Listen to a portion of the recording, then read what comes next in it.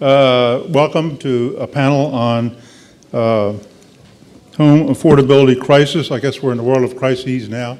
Is crises correct? Some of you smart people from TPPF would know the answer to that question. I would want to say is it's for the lawyers in the room.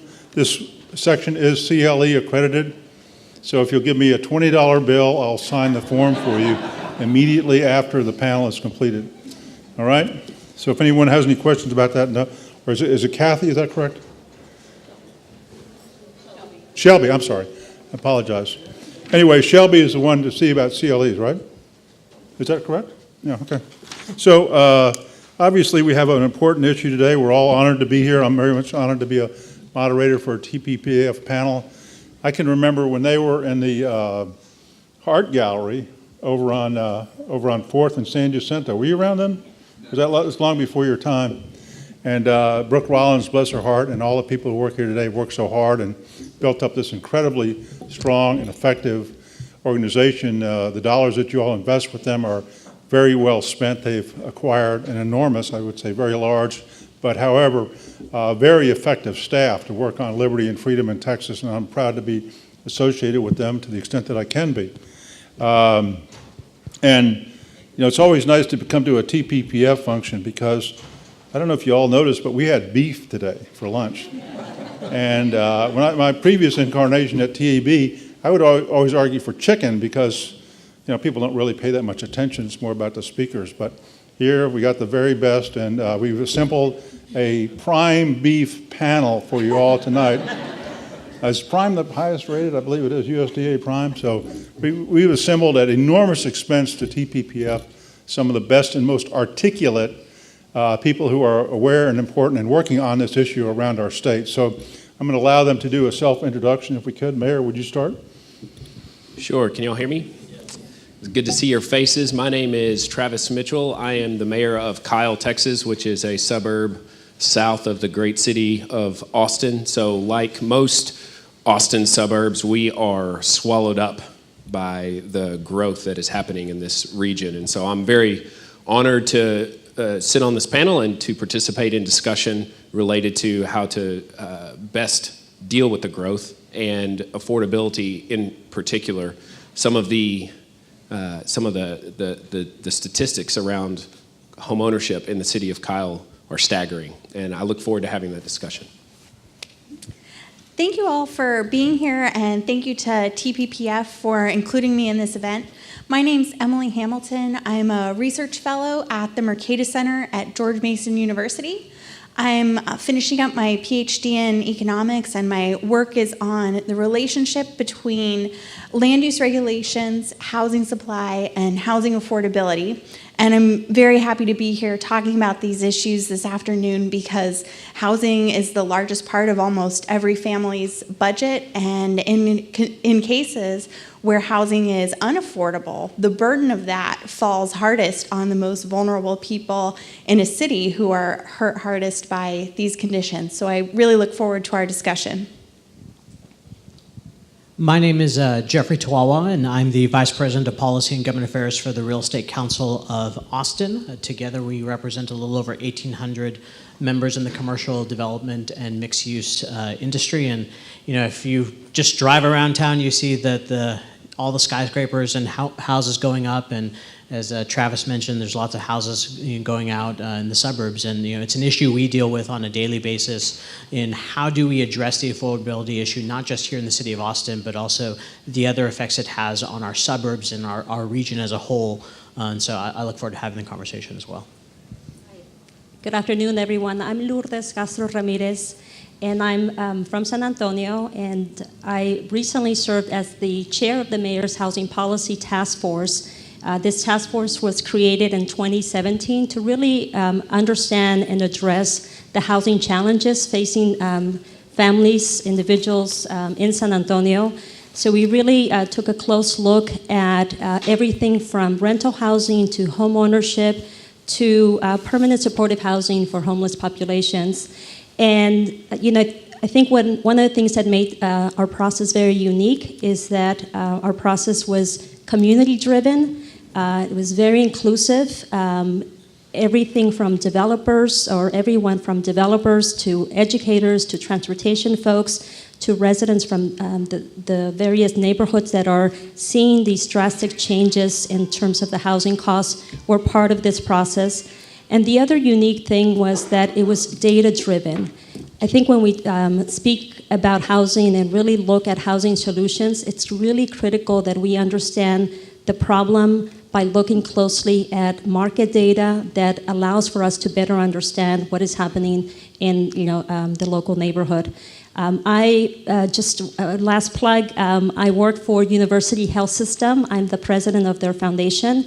And University Health System is basically the hospital and network of healthcare clinics in San Antonio and Bexar County, but also serving 22 counties. And so for me, housing and health are interrelated. And so families having the ability to be able to have access to decent, affordable, safe housing directly leads to improved health outcomes. Very good. Well, why don't you start us off? The last shall be first. So why don't you start us off on your thoughts on the affordability crisis? Sure.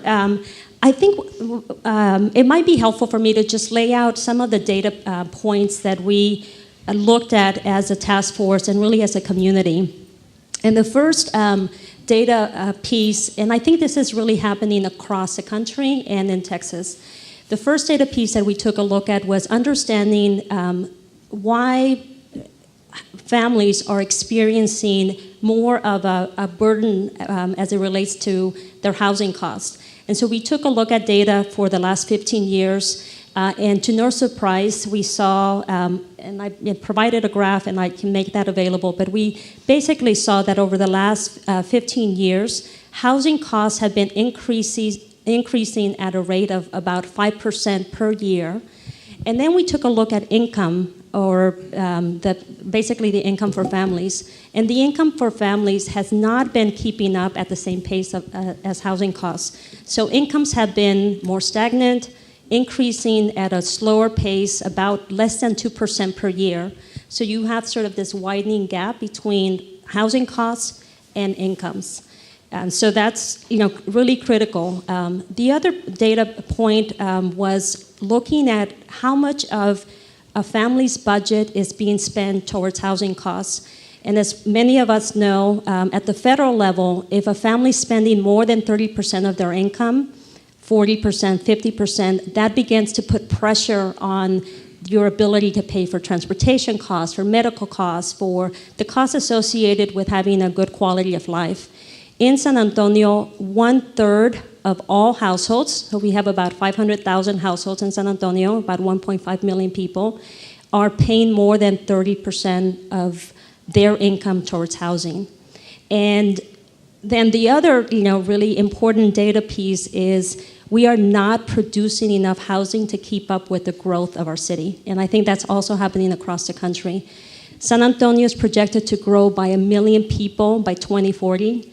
We're basically growing at about 66 people per day, both natural birth, some of which are born at our hospital, and growth of our cities, right? More jobs attract more people, but we are not producing enough housing. As an example, in the last 15 years, we saw that on average, San Antonio was adding about 15,000 new jobs, but we were only building less than 6,000 new homes. So that begins to create pressure. It's I think it's a very sort of basic supply and demand issue. So those are the underlying problems that we were looking to solve, and I can come back and talk about the solutions that we're proposing. Okay, well, let's do that. Let's move on.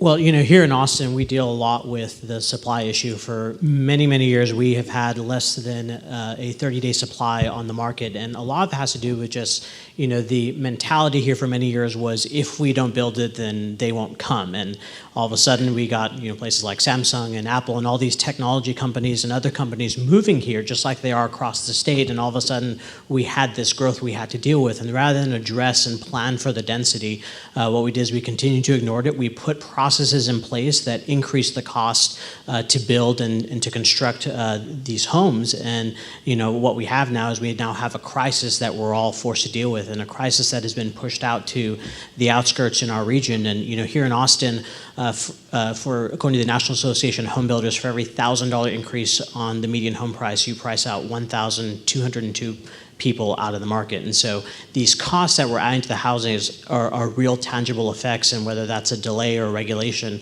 it's a huge strain on the supply. And so I think that when we look at the affordability issue, it's how do we figure it out in our major cities, but also how do we help out our suburbs in the external who are now having to also deal with it, because a lot of times land is cheaper, the regulations out there are a little bit different. A lot of times processes are a little bit more efficient, but they're seeing just as many permits go through. And so how do we figure that out in order to help them?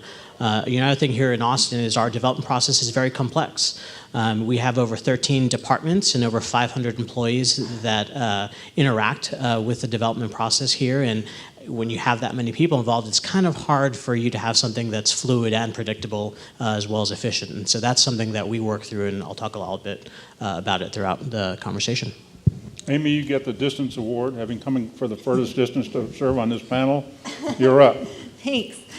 Economists across the political spectrum agree that land use regulations are a key driver of leading to high and rising house prices when demand to live in a certain region increases.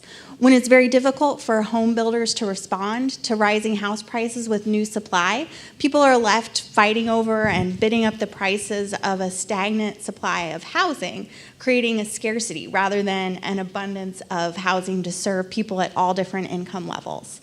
This has tons of huge problems. A recent study has found that when the average rental rate of an apartment reaches 32% of a region's median income, homelessness starts rising steeply. When house prices are too high, high school or college graduates will struggle to stay in the town where they grew up if they can't find something that meets their budget. And people won't be able to pursue opportunities in Texas cities where their best job opportunities might be located, but they simply can't afford to live. Some of the regulations that are most responsible for housing supply shortages are zoning that blocks off huge parts of cities to exclusively single-family development, preventing duplexes or apartment buildings that can allow more people to take advantage of scarce land. Parking requirements become very expensive when land prices rise and it becomes more costly to provide storage space for cars. And then ultimately we need both this what's often referred to as gentle density, which is allowing for duplexes or townhomes in suburban style neighborhoods, as well as large apartment buildings that can accommodate a lot of people quickly. And while many of the regulations that affect housing supply are implemented at the local level, state policymakers have a role to play as well in terms of protecting property owners' rights and allowing property owners to put their land to the use that they see serves their customers best. So thank you. Mayor, you're up. Wow. I just want to make sure I understand the supply argument is that, for my city, the city of Kyle, we are the fastest growing town and the fastest growing county and the fastest growing state in the nation. So we are growing like gangbusters right now. And so our cost of owning a home, so Plum Creek is one of our most storied subdivisions, and in 1997 to 2000, they were offering those homes for $105,000 to $128,000. Here we are 15, 18 years later, and those exact same homes are being sold on the market for 100% over that cost now. So the answer that I'm hearing is to the growth problem is more growth. I'm sorry, I don't really understand. I don't really understand that. I do think you're right, Emily, when you say that the type of growth, and particularly the land use, is certainly an issue because single-family detached subdivisions are a net loss to cities. just period. They are a net loss. The amount of road that we have to put in, the amount of wastewater lines and water lines that we have to put in costs more than the tax revenue generated from those homes. That's been proven by economists and financial analysts, many times over. So I do think that it's a very complicated question. It is a function of supply and demand, because does anybody know where Gatesville, Texas is?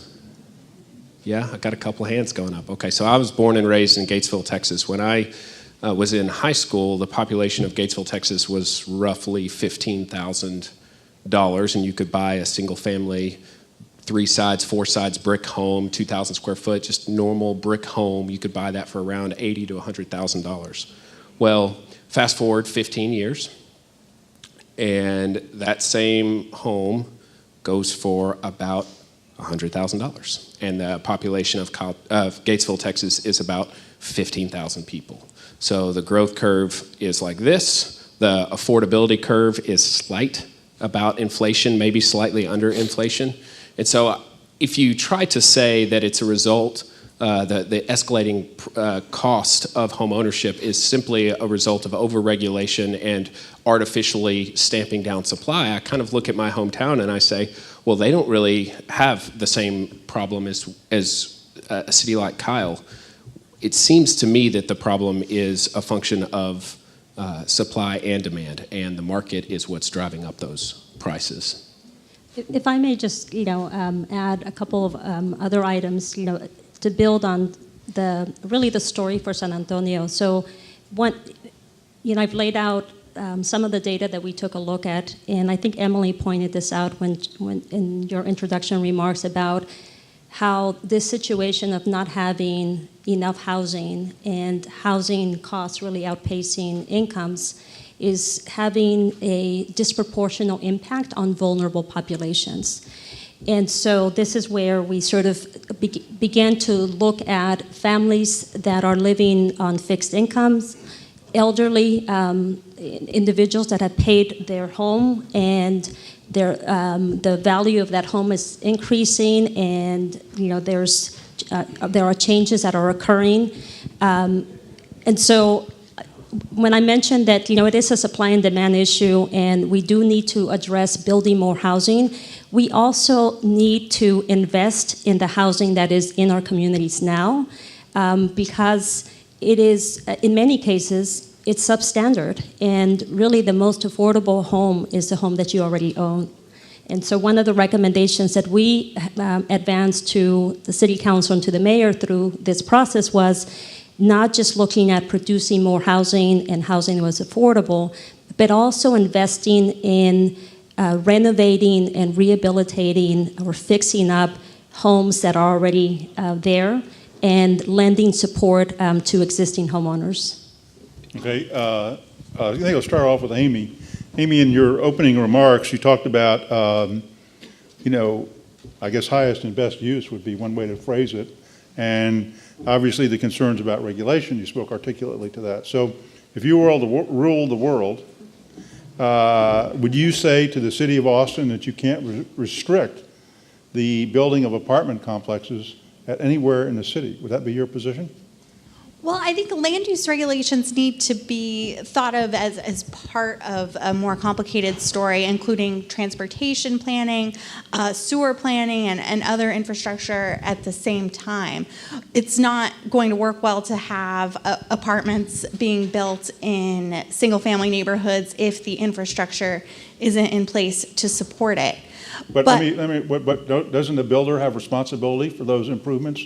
Yes, absolutely. Okay. I'm sorry, go ahead. Yeah, including a system of impact fees that allow new construction to both benefit the residents who will be able to live there, as well as the city's property tax base and broader tax base at the same time is crucial. And it's very difficult to limit demand. There are not a lot of tools available. City policymakers could choose not to permit new offices or new jobs to come into their jurisdiction, but that will come at the expense of giving up economic growth and opportunities for residents. So that's why I see the supply side as the key piece that's within policymakers' control.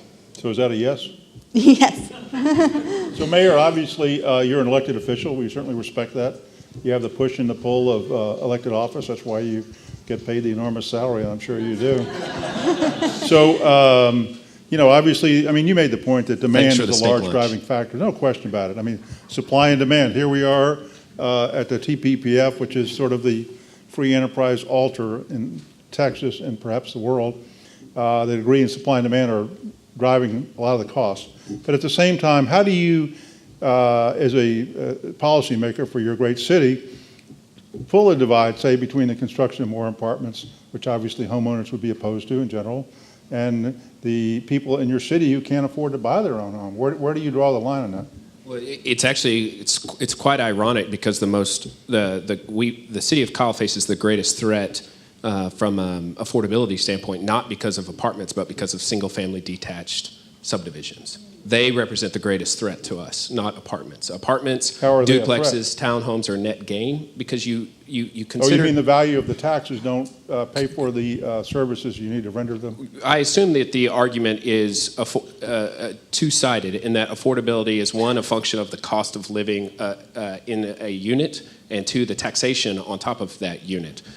Single-family detached has the highest cost of living right now, and it also comes with it an exorbitant cost to cities to maintain the infrastructure to serve that home. Almost every single case in the city of Kyle, the tax value that we generate from a single-family detached home is about 80 cents to the dollar it costs to service that home, and so that's one of the reasons. So you need more smokestacks. We need more multifamily, we need more duplexes, we need more townhomes because those are gains. We need more jobs. Would you say, characterize that the policies that you all are developing allow for full use of the non-single family detached house that you mentioned? Yeah, we focus on infill, we focus on restricting growth in our ETJ, which I know Texas Public Policy Foundation does not like. In our mind, the ETJ represents a high cost to service those facilities because, or those properties, because if you put in a subdivision on the far outskirts of town while you have lots of infill available on the inskirts of town, the cost to provide the infrastructure out there is much, much higher, including police and fire and EMS, roads, and so on and so forth. It's just not an efficient way of doing development. Develop densely towards the core, and then you develop less densely in the ETJ.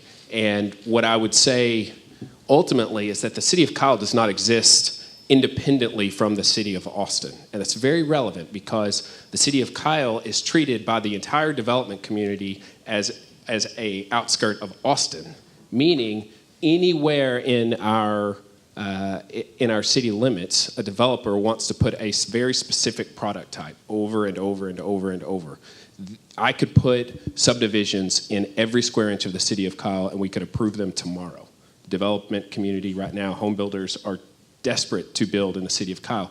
The question is that best for us? Is that going to create long-term financial resiliency for the city of Kyle? And I think that both the people and the elected officials would answer no, it does not. So would you raise taxes on them to offset the additional costs? Raise taxes on who? On the single-family detached houses. I mean, you're saying that it's a losing proposition for the city in terms of the services you're providing, then the equation is out of kilter if you're not charging enough to support that level of services. I would say that subdivisions that are net losses, especially as they are proposed to the city of Kyle, if they cannot find a way to financially pay for themselves, should not be allowed in the city of Kyle. Well, currently, in the city, or also or the ETJ, is that what you just said? Right. Yeah. So the focus would be on infill development and denser development. So basically, your problems are all created by the city of Austin. Is that what you're telling us? We have a representative from the private sector here in the city of Austin, so why don't you tell us about your thoughts? I would agree that all of my problems come from the city of Austin. So, our members, they deal with the city of Austin on a day in, day out, and our city has been plagued with tons and tons of issues, and a lot of it really stems from the city center and the central, what I like to call the legacy neighborhoods, sort of pushing back against any form of growth. And so, I think some of us would agree for example, that getting rid of a Hooters near the Long Center and building a high-rise mixed-use apartment complex to match the other high-rise complexes in the area would be a good use of the property, but the city neighborhoods often fight, and in this instance, they fought them for the better half of 2 years through the process, and just to get a zoning approval, and now that developer is having to go through the development process within the city. And so we have designed our process here in the city of Austin against housing, and I think what we've tried to do as RICA is we have tried to say, what is a predictable process that we can have that allows not just for our developers to come in and understand what is required from point A to point B, but also say what is the best use of this land and how can we work with the community in order to get that best use. It makes sense that on places like Lamar or Congress Avenue, places where we already have this density, we should allow it, and then we should figure out how we can allow our single family neighborhoods to over time figure out how to adapt to the growth and how do we update even their own infrastructure. We have single-family neighborhoods in East Austin where the infrastructure has been updated in 2 or 3 decades for the existing stuff that's already there. And so how do we plan and figure that out? And I mean, we just went through a whole land development code rewrite here in Austin, or an attempt rather. And we went from 1,100 pages to 1,500 pages, and that was better. But I think it did bring to the forefront a lot of the issues that we've been trying to do, which is how do all of these parts and pieces work together? And I think in places like Kyle, those are the questions that they're trying to pose themselves of how do we make all of this work together? And I think that's good on places like Kyle to do that, because there's also other places, like Hutto, for example, they just recently updated their traffic impact fees. And, it doesn't make sense that a veterinary office, which, you would think wouldn't have a lot of traffic, but probably some consistent traffic, has to pay $2.9 million in traffic impact fees. That, to me, doesn't make any sense. That's your way of saying we don't want that kind of development out there. So how do we get them where they can still contribute and pay into the process and to be good stewards of that property and make best use of it, but at the same time, how do we get that efficient process? Because at the end of the day, it's not just making it efficient for us, but if you want to extend the porch, if you want to stay in place and renovate your home, add that extra bedroom because your in-laws are moving in or you have a kid coming back from college, how do we make that easy and efficient? And so that's what we really try and do. And it's a slow and steady process. A house, I was talking to actually a single family builder, but here in Austin, a house takes a particular floor plan takes about 12 to 18 months start to finish. And that exact same floor plan in the city of Georgetown takes 121 days from start to finish. And so to me, that tells me that there's not something wrong with necessarily the builder, but maybe there's an inefficiency within the process that we need to dig in a little bit further. So I always thought that there's a disproportionate relationship in the number of people who work in the permitting process to the length of time that it takes to get a permit, because theoretically they all have to have something to do. I actually have a visual. So why is it that the politicians elected in the city? So real quick, this is a list of every single department in the City of Austin development process and every single employee position that has the authority to say no or yes to a building permit. And so again, with a process this complicated, how can anything be efficient? And so that's the challenge that I think we have, especially here, is that we have designed our process to work against housing and work against providing the units. And really, we need to start thinking, how do we get this and mobility and other things all working together? Okay, so when somebody runs for office in Austin, Texas, I assume that was for the moderator, is that correct? Okay, so when someone runs for office for city council here, and what do they talk about? They talk about housing affordability. But at the same time, the system that they developed and give their stamp of approval to by lack of action or any other, it continues on unabated to produce, 18 months versus 4 months in Georgetown? Well, I think 4 months is too long, but it's much better than 18 months. Why is it that they have not how come you guys haven't sold them on contracting this process? Yeah, And to what extent does it increase the cost? I think a lot of it just has to do with it's understanding what are the priorities for a city, and we deal with this a lot. It's competing priorities.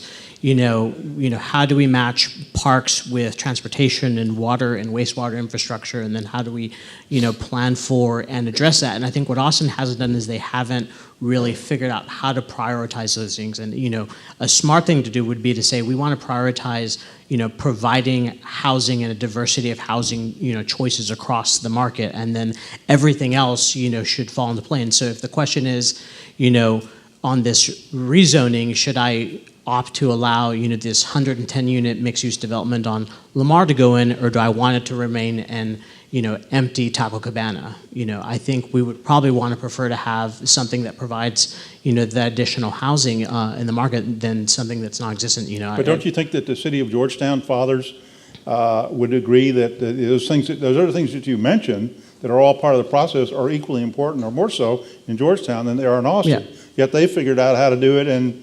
1/4 of whatever it is, 1/5 of the time. I think Why don't they hire the guy in Georgetown and pay him more money, which they probably do already, and put him in charge of the department? Yeah, I think a lot of it has to do with the added, Austin just switched to a 10-1 system. And so we went from having essentially all the same council members within like a couple blocks of each other to now we have this district system. And it's still very new. And so, rather than just thinking Make about... it worse? I think that's for a different conversation.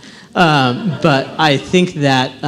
They all have their little fiefdoms, and they've got to have their finger in the pie. They're trying to figure out, how do I represent my district, but at the same time think about the entire city, whereas before, right, they were focused on how do I think about downtown and how do I think about Zilker Park, and that was pretty much the existence of it. And I think, we have a city manager now who's also, understands what the process, the problems with the process are, and I think he's starting to empower the right people in leadership to take ownership of making those changes. We've worked with a guy, Rodney Gonzalez, who came over for the Economic Development Department here in Austin, and he's been incredible to work with. And he's first to tell the other departments, we're getting our stuff fixed, but you still need to work on your things. And he's been pushing them very hard to innovate and to find these efficiencies, but he's one person in a sea of many. Yeah.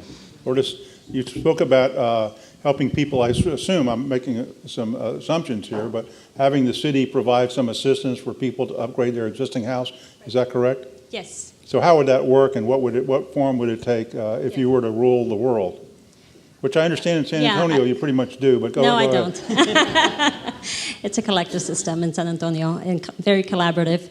So, I definitely agree that we need to take a look at the cities, not just San Antonio, but across the city, really looking at our capacity to have housing and development people that are creative and innovative and are looking for ways to drive efficient processes.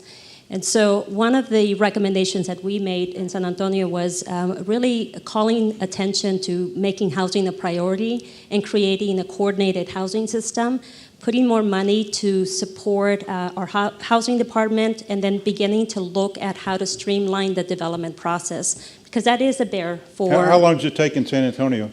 Probably about the same time, 12 Same to as 18 months. Austin? Probably about the same time. We didn't go into that level of detail during our study, but we heard from developers that it's costly to build. It's a very sort of tedious process, and we don't do a good job communicating internally within the city structure. So we put forward a number of recommendations to develop a coordinated housing system that allows for the city to be a leader in housing and to look at ways to streamline the development process. But the other set of recommendations were very practical recommendations, putting more money into owner rehab programs, looking at investing in first-time homebuyer education and down payment assistance. We also saw in the last 15 years that, specifically actually in the last 10 years, that the homeownership rate in San Antonio decreased from 62% down to 54%. And, yes, San Antonio is young, and yes, we have a number of millennials, but we also have a number of families that are looking to become homeowners, and there's just not enough reasonably priced homeownership options. And then the last item was we also recognize that many families that live in these neighborhoods are feeling the effects of not having the income while the housing costs are increasing. And so, some of us call it gentrification, displacement, direct displacement, indirect displacement. And so there are a set of recommendations that the task force advanced, that the council adopted and are implementing to begin to address displacement that is occurring of families and neighborhoods that are rapidly changing. So, in an effort to get you to answer my initial question. Yeah. Did I not answer it? Grants, or no? Okay. Are you talking about direct, non-repayable grants from the city to Yes. to homeowners? Yes, so in this year's budget, the city council, so we provided our recommendations, and they're available online if you go to the City of San Antonio website. We provided our recommendations and presented them to city council in July, August of this year. The council adopted all of the recommendations in their 2019 budget. They also allocated about $20 million more in funding to implement increase funding levels for programs like the owner rehab program, which it's a grant program. Of course, you have to apply, qualify, and then if you are selected and you qualify, the city has contractors that are available to go out and help carry out low those. income, limited more to low Yes. income, is that correct? Okay. Right, But it right. would not have to be repaid? Right. And how will that how will that impact if you're taking an existing homeowner in their house and you improve that house? And this is my job. I mean, James told me to be argumentative, so. That's good. No, I like normally that. I'm not, but Push me. he instructed Yeah. me. So how does that increase the affordability of that house? Well, I think that it's a multifaceted thing. It's stability, neighborhoods that have stable housing and families that are living there, taking care of their home, taking care of their neighborhood, are safer and are also, in many ways, better connected to the amenities in their area. So it's about protecting and preserving our neighborhoods, our families. It's also about investing back in some of these legacy neighborhoods. So it's a combination of affordability, but it's also as our city grows and as new individuals come into to San Antonio, I think we have a responsibility to ensure that we are protecting our neighborhoods. I don't think it's any sort of surprise that most cities, particularly in San Antonio, we have about a 20% poverty rate in San Antonio. And I've already talked about the income challenges impacting not just San Antonio but across the country. So we have a responsibility to ensure that we are doing, as we grow housing production, we need to also invest in providing housing and housing access to vulnerable populations. And that may include senior citizens that have lived in that home for a very long time that don't have the economic means to replace the roof over their home. Geoffrey, you've spoken very articulately, is that a word, about the permitting, the nightmare that Austin is. And sorry to say, sadly, I thought San Antonio would be way ahead of Austin, but they are not. They are tied in terms of the length of the process. So, a developer, I'm not a developer, but I assume you got to get an option or something on a piece of land. You incur a lot of expenses from the time before you go to City Hall and say, here's what I want to do, correct? And then you got to wait 18 months to get a yes. So how much is that adding? Have you guys calculated the cost increase based on this horrible permitting process? It's really difficult to calculate, but I'll give you a great. I mean, isn't it your job to come up with some? Make it up, man. Come on. I got to work on Who the cares? processes. Who's going to challenge you? I can't do math. I'm an Aggie, so.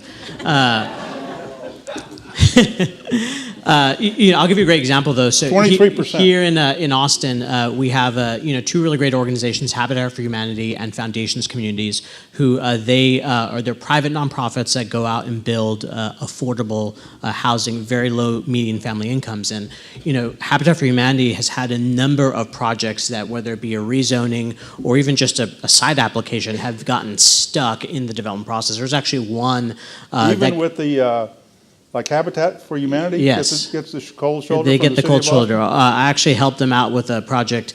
It was held up in the fire department for 4 weeks. Houses were complete. They were just waiting for a rubber stamp from fire, and fire came in and said that all the rooms needed dehumidifiers, which is a really random, crazy requirement. And then it became this ugly back and forth between the reviewer and the contractors for Habitat for Humanity. And then I came in and had to cite some code and say no, like they've met all the requirements, and we got everybody in their homes. But for a month, those homes sat empty, and so that's Habitat having to carry over all the costs while they just sit there, and then at the same time making sure that these families have a place to stay while they're waiting to get into their homes. And so you're talking about potentially thousands and thousands of dollars, which for Habitat, that's thousands of dollars that they can't put into a new home or facility for low-income families. And so it's a huge impact that we have here. And then we have huge projects like the Grove at Shoal Creek, Colony Cove, all of these that have to go through this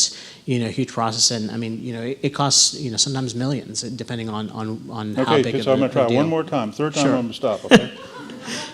Can you ballpark a percentage increase in the cost of a project because of the elongated permitting process? Nobody's going to debate with you. You can just say whatever the hell you want. I mean, I used to be well, I still am, but when I was running the Texas Association of Business, I would always used to say, well, we have studies that show it's 17.5%. Yeah. And rarely did anybody ever ask for a copy of the study. So I think what I can say is that you're among friends here. On single-family homes, it is very easy to end up in the tens of thousands of dollars Right. over the course of several weeks. And on larger mixed-use and commercial projects, it's very easy to get from hundreds of thousands to millions, just depending on what it is. And a lot of times, rezonings tend to be the most complicated and longest You're ones. dealing with the neighbors more And than... then here in Austin, we underzoned everything, and so more often than not, when you have to do something, and you have to go and get a rezoning to get what most reasonable people would argue is a responsible use for that site. So, Mayor, where do you fall in the Georgetown, San Antonio, Austin continuum of the length of a permit process? City of Kyle has a very expedited permitting process, so we're Which is probably true. How long would you a say? little faster than Georgetown, actually. So Really? Unless Well, here we have you're the gold asking standard. for Maybe can we get San Antonio and Austin to come talk to you and see We've if they can tried. see the light? I can't speak for those cities. I can Okay. speak for the city of Kyle. We very much try to fast track permitting processes unless a developer is asking for favors, incentives, dollars. Sometimes that Incentives elongates to the build process. single-family detached houses? That's right, yep. Do you give them that? We've got a development right now that's been trying to get approved for 2 years. And we give them a little bit of grief, or maybe a Because lot he of grief. wanted to get you to give taxpayer dollars to him to build these houses? You could argue it that way, or because he Well, wanted to I mean, that's how go James would outside of argue. our comprehensive I'm plan. just parroting what James would tell me to say. Cities oftentimes try to create a clear vision for how development should happen within their community and how development should pay for itself. And the development community sometimes tries to find ways Well, around sure. that, like building in the ETJ. I mean, it's not like if people get an exemption on their taxes for some law, then they apply for it and they get it. I mean, so, Emily, I called you Amy before, I think. I apologize. Emily, so for a minute, focus on the permitting process, if you will.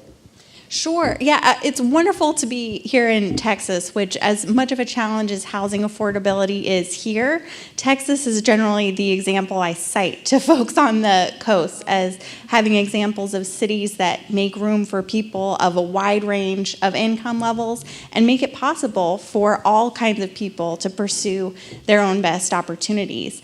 The delays in large projects in DC are measured in years, not months. So everything's relative, and obviously there are room for improvements and more efficiencies in Texas cities, but it could be much worse. Why does this thing develop to be such a god-awful process? I mean, what is it that causes a city of Austin, who clearly in San Antonio both have gone a long way towards identifying this as a problem, yet it appears they're taking little or no action with regard to the permitting process? Why do you think that is?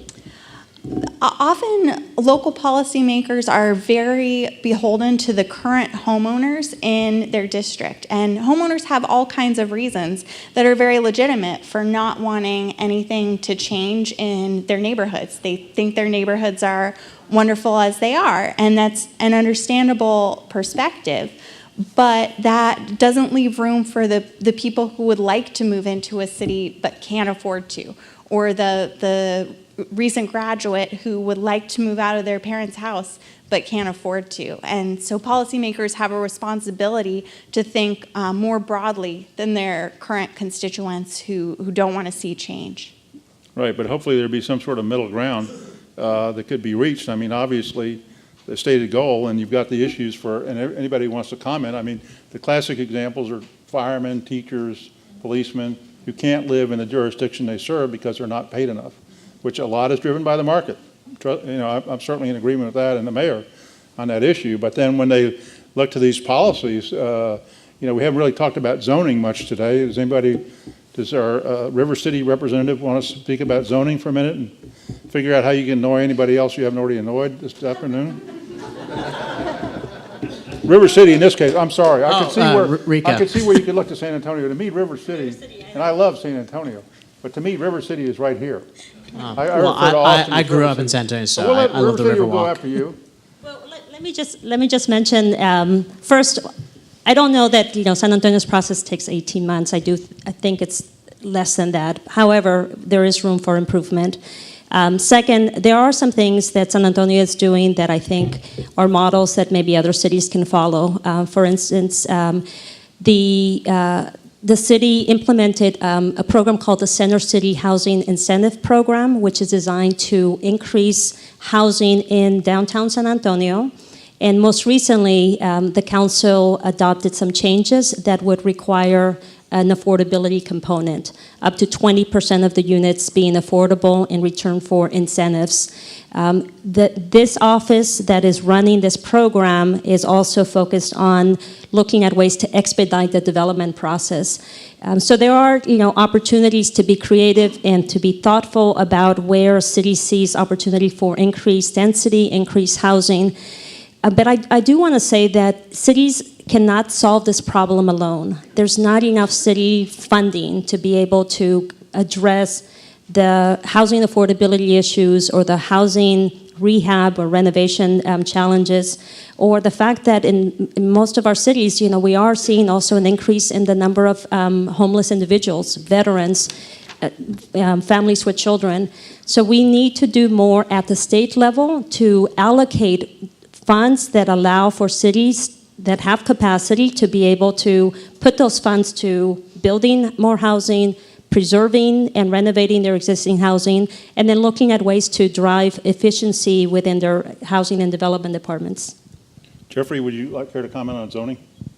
Sure. I think zoning, I think it's a conversation that I think cities need to have with their citizens and figure out what do they want as part of their comprehensive plan. Let's start a conversation. I love that one. Yeah, what do they want as part of their comprehensive plan, and let's figure out what's appropriate. I think where we run into trouble, especially in places like Austin, is we set the zoning way down here, right, and then we add things like floor to area ratio, and so you lose some feet, some impervious cover loss here, and then you got parking requirements, and so now what could have been a 9-story building is now like a 1.5-ish building, and I think it's looking at those kinds of regulations and figuring out really we should be figuring out how many units can we get per acre in the city center and along these corridors where we have these transit opportunities, and I think that's really what we should be looking at.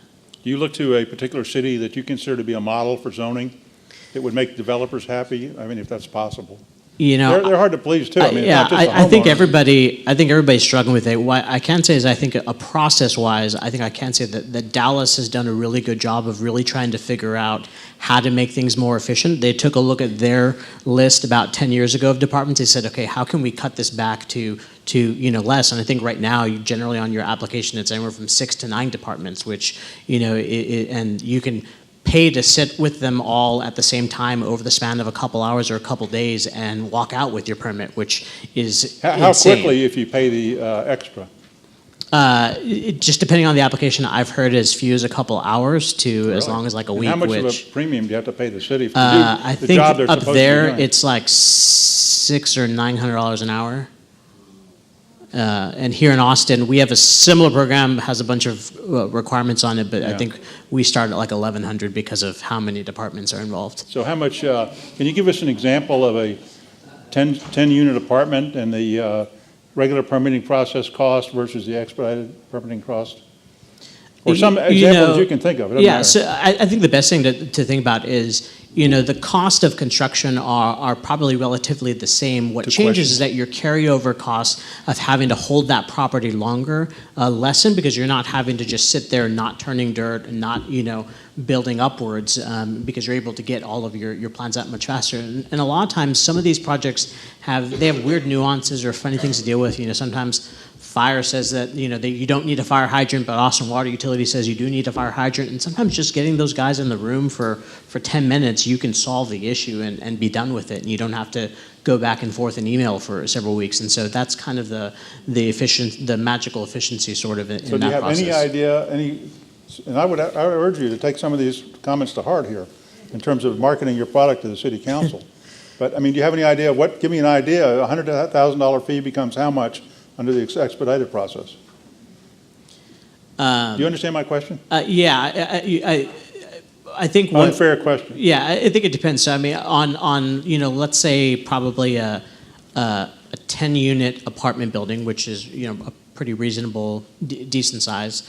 Here in some pockets of Austin, you probably would save close to $100,000 in just the carryover cost, because you're not going to be sitting there. There's a time value of money. There's a huge time value to that, because when you're carrying the property, you're still having to pay all your contractors, all the equipment, and then all your property taxes that you still owe to the city. While you're not doing anything, you're just sitting there.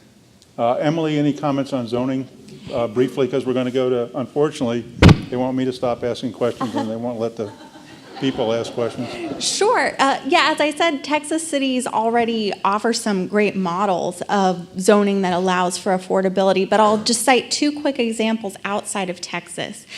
Seattle, a few years ago, implemented a plan that they call transit villages, which are certain areas of the city designated for high-density, high-rise apartment buildings.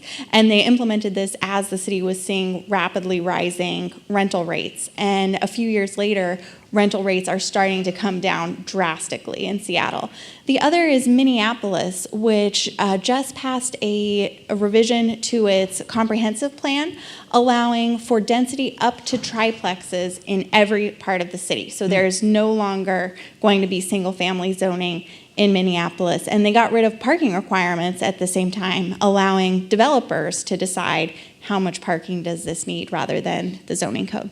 Mayor, do you have a quick add to the zoning? I definitely agree with what Emily said as a model for how to approach development. So we think of Seattle as being this not friendly place.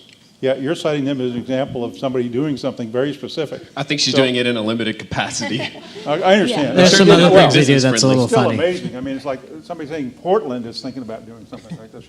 So, how do we get that message to the councilman here in Austin? Look at Seattle, for God's sake. That's like the good housekeeping seal of approval for these people. Wouldn't they be? Yeah.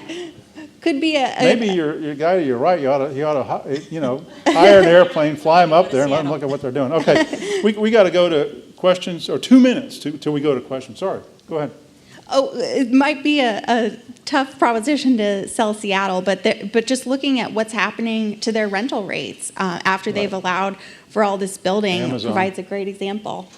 Yeah. They've led the nation in the number of cranes up for a few years now, so the supply is in fact leading to lower prices. Rental rates are down. Is that what you said? Yes. You know how much?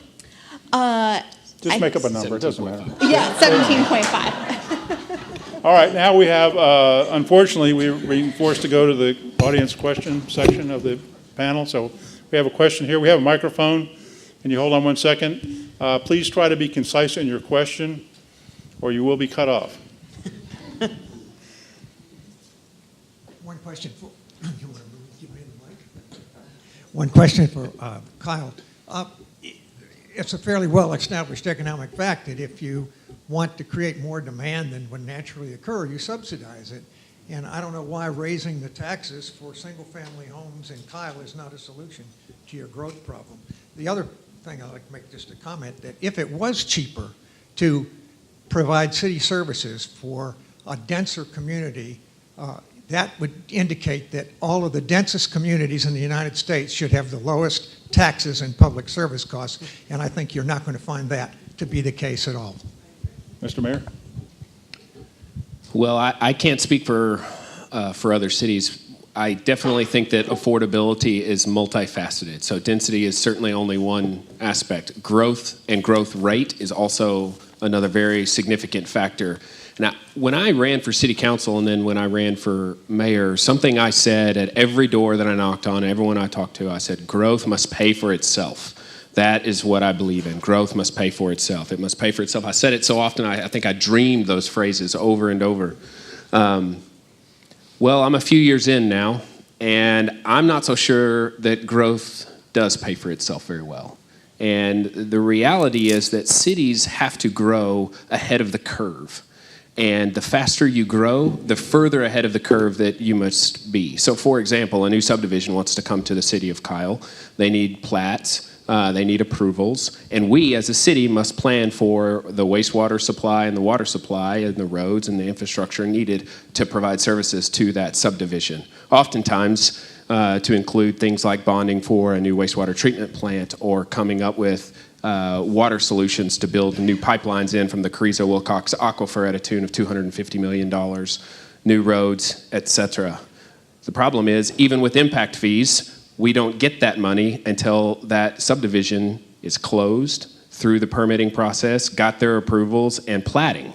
Well, that's years from when we have to spend the money to start planning for that growth. And what does that mean? Higher taxes, because somebody has to pay for it at the end of the day.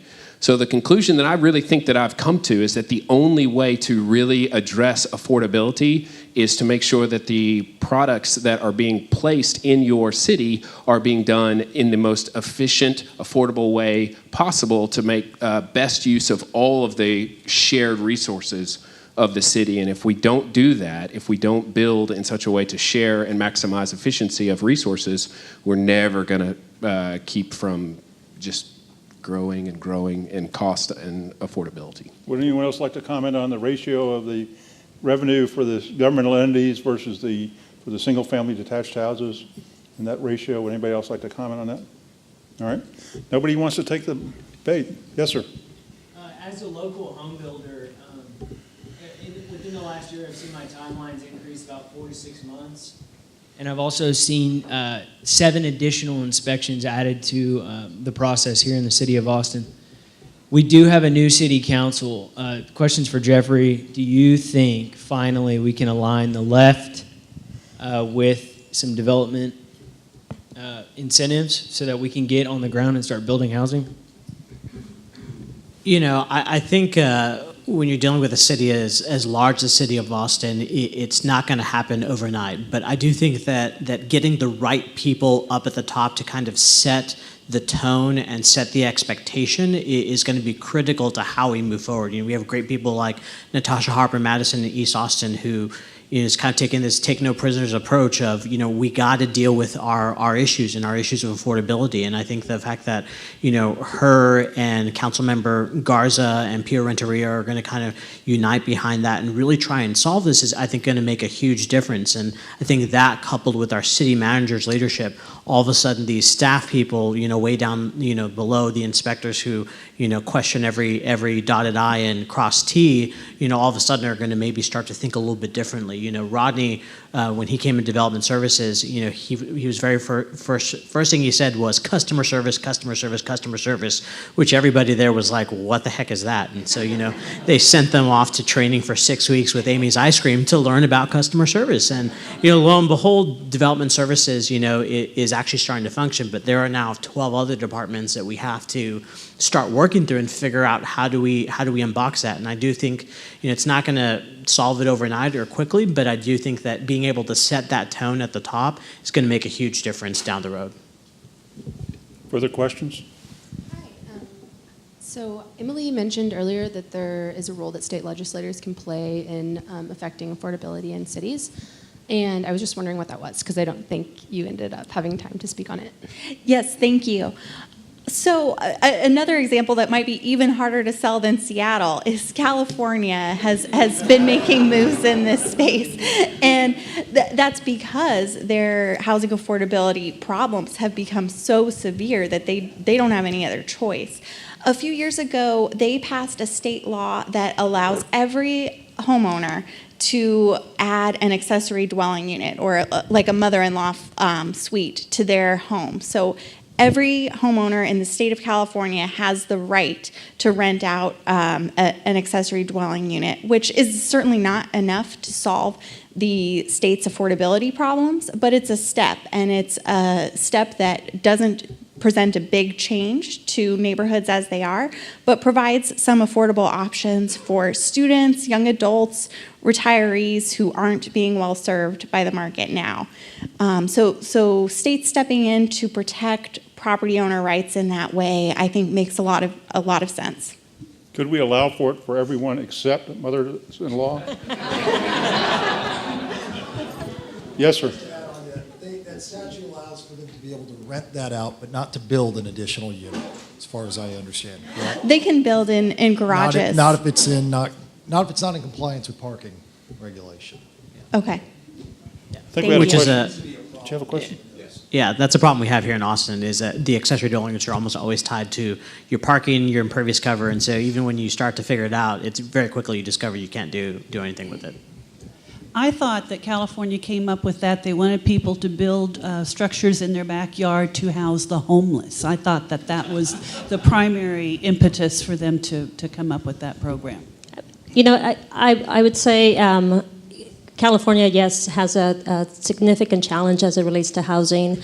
I worked for the LA City Housing Authority for 10 years, and just in the last 20 years, the homelessness situation has continued to rise.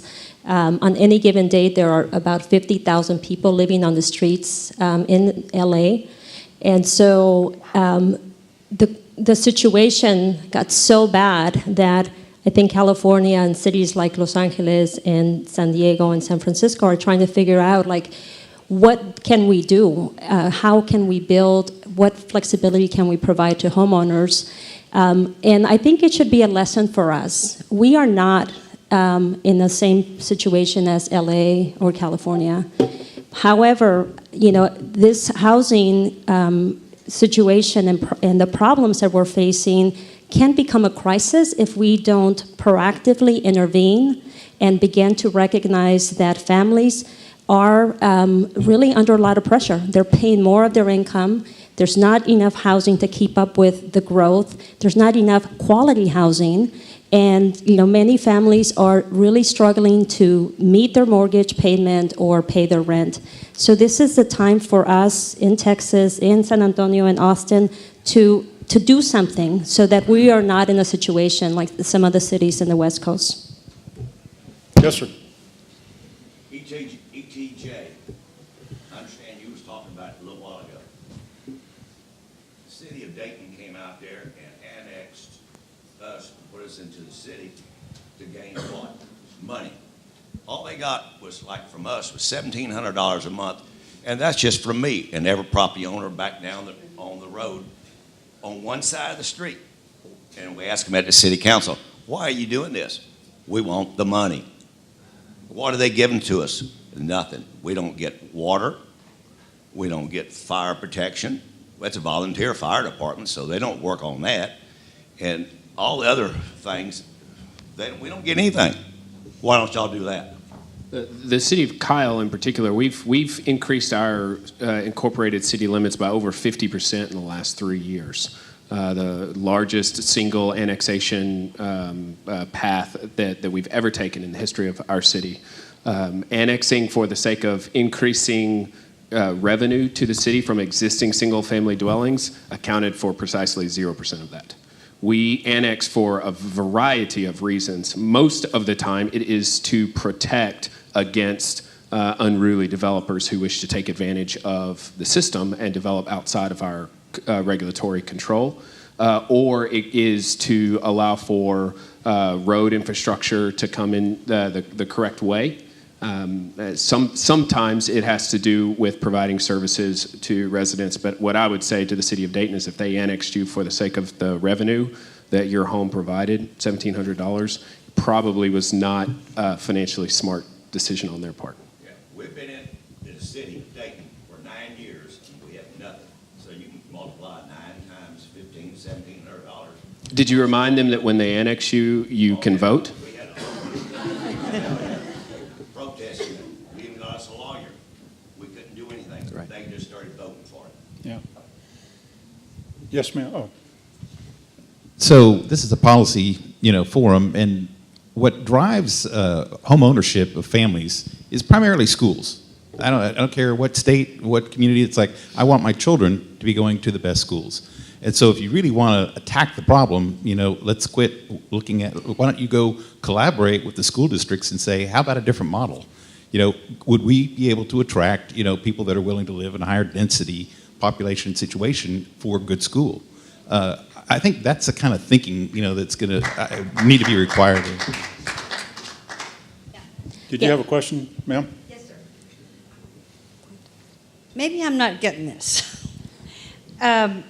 I come from a place where if you want to build a house, you only need 2 permits. One for a septic and one for a water well. That's it. Where is that place? County. I'm not going to tell you because you want to come down there and move there.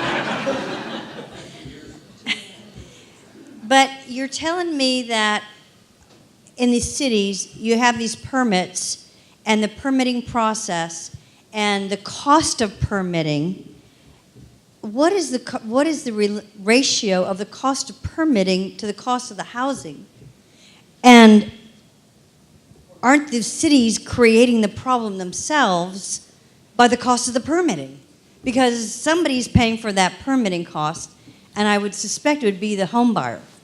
So I would think that it would make sense to reduce, because where's that money going? Well, we know where that money is going, to the city governments, and then they're using that money to redistribute it, or I'm a little, I'd like to understand that a little bit better. Before you respond with a more technical and thorough answer, can I just also mention that the housing cost increase is not just related to the permitting process or development process. It's also related to the fact that materials have been increasing. There are not enough construction workers. We're not doing enough to invest in the construction trades. And so developers are having a hard time finding workers. And so I don't want the be-all kind of solved solution is the development process. There are other factors that contribute to that increase in housing costs. I just wanted to put that out. Yeah, I would agree that lumber has increased substantially. I will say if you want to go be a commercial HVAC technician and make $150,000 a year, like that is a thing. So I'm in the wrong business, clearly. But, it's kind of hard to really quantify it. And one thing we saw here in Austin was what you exactly said. Our fees were going into the system and then going into the general fund and then being put back into the department. So it was really hard for us to even track where it was. And so we took about 3 years working with Rodney to kind of figure out what was actually happening. And what we actually figured out was we were underpaying by about 3/4. We were only paying for 3/4 of the overall cost. Now, that being said, the cost to produce, that permit or to review that permit was way too much. And so it was also about how do we gain the efficiencies. And so working with Rodney, it was how do we gain the efficiencies? And then once we've gained the efficiencies, how do we figure out what the actual cost either reviewing that permit is, doing that inspection. But anytime you hear about like someone wants another inspection, any type of new requirement, I laugh. Leander's a great example. They wanted to increase the percentage for their masonry requirement, so that whether you use brick, stone, or stucco. Well, now you have to have somebody come out and inspect that, and somebody with expertise, to come out and inspect that. And when you're dealing with things like plumbing, electrical in Texas, you have to be licensed in order to do that and have certifications, and so there's a cost associated with that. And so, I think as much as we can try and gain efficiencies as possible and understand what that true cost is, I think the better. And then we can take into account things like the materials and things like that. And I think part of the problem that a lot of us face is a lot of us don't even know what the real cost is. And that's one of our big focuses this year, is looking into some of these other problem departments and trying to figure out what are the actual costs on your end, and is that due to inefficiencies as well as an overregulated process. What if we were to ask all the employees of the permitting department to line up and have them count off 1, 2, 1, 2, and then ask all the twos to leave by the end of the day? What impact would that have on the permitting process? You have some more questions? Yes, sir. I live in Fredericksburg, and we have an affordable housing crisis. It's brought on by a lot of wealthy retirees coming into town. And we love them. I do a lot of business with them, so I'm very happy that they all moved to Fredericksburg.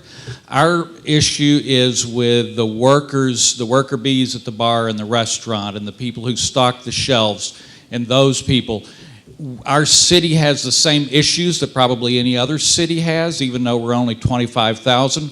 So I've been brainstorming for a couple of years with people in the community about, the affordable housing for that area, just for the worker bees, kids in their 20s that, work at the Ace Hardware or what have you. As soon as we get outside of the city limits, we run into deed restrictions on land. And so I haven't heard anybody address that. As far as building a home in Fredericksburg, you can do it rather quickly. But however, the demand is so high, you just can't get anything really affordable. But deed restrictions, once we move 5 miles out of town, I start looking at properties. Okay, maybe we could do something out here and get some affordable housing on it, but the deed restrictions tie all of that up. So I'd appreciate any input on that. Any comment from anyone on deed restrictions? Austin, I like to think is sort of the home of deed restrictions. We have a deed restriction for just about anything. I mean, you can have a carport, which is a 3-sided structure for your vehicle, but you can't have a garage, and that's one of the many deed restrictions we have. So closing it with a door, you can't have that, and that's one of the many deed restrictions we have. And you also have some on whether or not you can have an accessory dwelling unit, in your property. And so I think it's another way that not just cities, but also neighborhood associations or a group of property owners as well can further restrict what you're able to build. So our time has come to an end. Our panelists will remain around for a few minutes if they're possible. But first of all, I want to thank Texas Public Policy Foundation for their fantastic work, and they're putting this great panel together.